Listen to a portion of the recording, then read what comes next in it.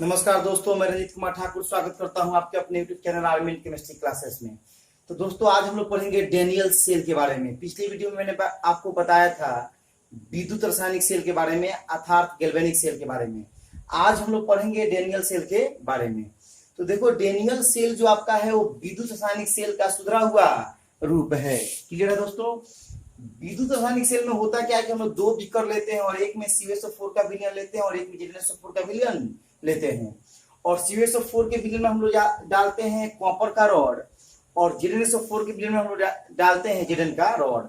यहाँ पे क्या होता है कि एक पात्र हम लोग बड़ा लेते हैं कॉपर का और उसके अंदर एक छोटा सा रिंध पात्र लेते हैं जिसमें लवण सेतु का उपयोग किया जाता है। और इसी के अंदर हम लोग क्या करते हैं कि एक जिंक इलेक्ट्रोड लेते हैं और साथ में इसमें ZnSO4 का विलयन दिया जाता है, या H2SO4 का भी आप डाइल्यूट सॉल्यूशन इसके अंदर ले सकते हैं।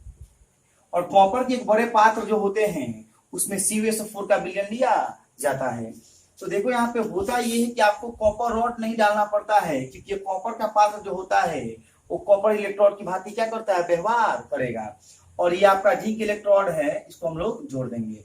बिल्कुल गैल्वेनिक सेल ही है, ये विद्युत रासायनिक सेल ही है, बस फर्क इतना है कि ये थोड़ा क्या है, उसका सुधरा हुआ रूप है। क्लियर है दोस्तों?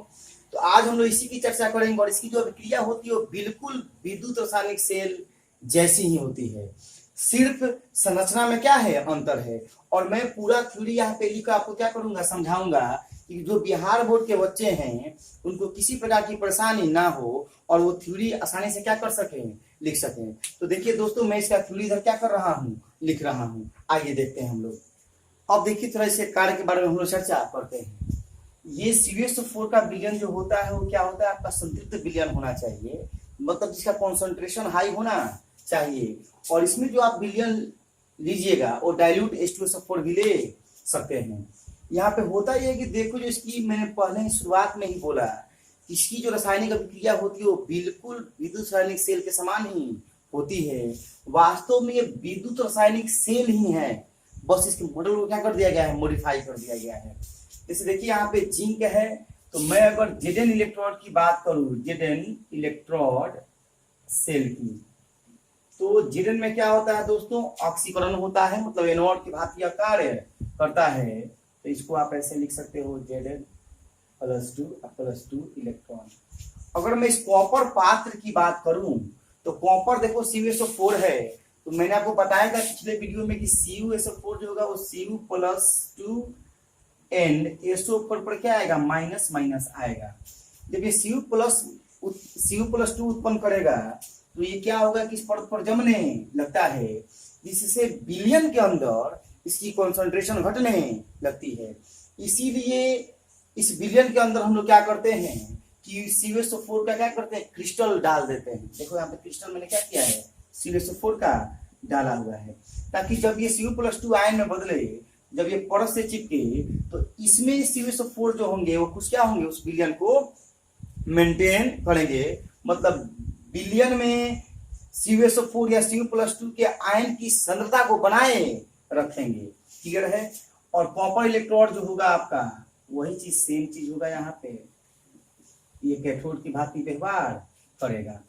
इसकी पूरी बायोडाटा जो है, मतलब जितना थ्योरी आप बता सकते हैं या लिख सकते हैं, वो मैंने क्या कर दिया है, यहाँ पे लिख दिया है। आइए थोड़ा इसको एक बार क्या करते हैं, पढ़ते हैं, जिससे स्पष्ट हो जाएगा कि हमारा डेनियल सेल जो होता है वास्तव में क्या होता है और ये किस प्रकार से कार्य करता है। आइए दोस्तों देखते हैं। देखिए दोस्तों, बिहार बोर्ड के जो भी बच्चे हैं वो थ्योरी अनिवार्य है। क्लियर है? मान लो कोई डेनियल सेल के बारे में पूछता है तो आप उसको आसानी से क्या कर सकते हैं, बता सकते हैं। जैसे देखिए, डेनियल सेल विद्युत रासायनिक सेल का सुधरा हुआ रूप है, जिसमें Zn CuSO4 अभिक्रिया होती है। सेल में लवण सेतु की जगह एक सरंध्र पात्र लेते हैं। ये शब्द जो है, सरंध्र का मतलब है कि देखो, ये वाला जो पार्ट है आपका जिसमें लवण सेतु भरा गया है, ये दिख रहा है, ये वाला पार्ट आपको, तो ये सरंध्र होना चाहिए। सरंध्र का मतलब ये कि जिसमें पानी, जल के अणु जो हो आसानी से क्या कर सकते हैं, आ जा सके। जैसे सुराही होता है आपका, सुराही में भी छोटे छोटे सरिंद्र पात्र होते हैं। तो यहाँ पे बोलता है कि एक सरंध्र पात्र लेते हैं, यह अर्धशैलों में उपस्थित वैद्युत अपघट्य को पृथक करता है। वही काम है जो लवण सेतु का विद्युत रासायनिक सेल में था। साथ ही विद्युत अपघट्ट के उदासीन लक्षण को बनाए रखने में सहायता करता है। क्लियर है दोस्तों। उसके बाद देखिए, डेनियल सेल में J904 के विलयन में एक जिंक क्षार होता है जो ऑक्सीकरण अर्ध सेल की तरह कार्य करता है। देखो यहाँ पे डेनियल सेल है दोस्तों, और इस पात्र के अंदर जो सरंध्र पात्र है उसके अंदर J904 का विलयन डाला गया है और उसमें जिंक इलेक्ट्रोड डाला गया है जो एनोड का कार्य करेगा। मतलब ये इलेक्ट्रॉन का क्या करेगा दोस्तों, त्याग करेगा। क्लियर है। और इस पर कौन चार्ज हम लोग लाएंगे, इस पर निगेटिव चार्ज। अब देखिए यहाँ डेनियल से J904 के विलयन में एक जिंक क्षण होता है जो ऑक्सीकरण अर्ध सेल की तरह कार्य करता है, तथा कॉपर सल्फेट विलयन में, ये पूरा का पूरा बड़ा वाला जो पात्र है वो हमने कॉपर का ही ले लिया है ताकि हमको कॉपर इलेक्ट्रोड डालने की जरूरत नहीं पड़े। तो देखिएगा यहाँ, तथा कॉपर सल्फेट विलयन में कॉपर पात्र कैथोड के रूप में कार्य करता है। विद्युत अपघट्ट की सांद्रता बनाए रखने हेतु कॉपर सल्फेट के कुछ क्रिस्टल भी पात्र में होते हैं। इस डायग्राम को देखिए और इसके अंदर देखिए छोटे छोटे जो आपको क्रिस्टल दिख रहे हैं वो किसके क्रिस्टल हैं, तो कॉपर सल्फेट के क्रिस्टल हैं।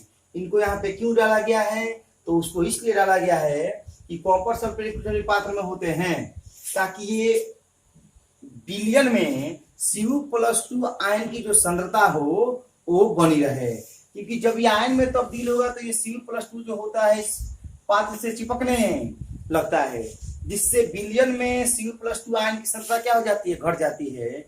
इसीलिए हम लोग क्रिस्टल क्या करते हैं, डाल देते हैं। क्योंकि जैसे ये चिपकना प्रारंभ करेगा तुरंत ये कॉपर सल्फेट क्या करेगा, Cu+2 उत्पन्न करेगा। क्लियर दोस्तों। विद्युत अपघट्ट की सांद्रता बनाए रखने हेतु कॉपर सल्फेट के कुछ क्रिस्टल भी पात्र में होते हैं। इसमें होने वाली रासायनिक अभिक्रिया जो होती है वो बिल्कुल विद्युत रासायनिक सेल जैसी ही होती है। क्लियर है दोस्तों। तो डेनियल सेल क्या है आपका, तो डेनियल सेल जो है वो विद्युत रासायनिक सेल का सुधरा हुआ रूप है। क्लियर है। अभी विद्युत रासायनिक सेल का अगर वीडियो आप मिस कर चुके हैं तो मैं इसका पहले वीडियो अपलोड कर चुका हूं और उसका लिंक जो है डिस्क्रिप्शन में दिया हुआ है, आप वहां से जाकर देख सकते हैं। हम लोग मिलते हैं दोस्तों अगले वीडियो में। जय हिंद।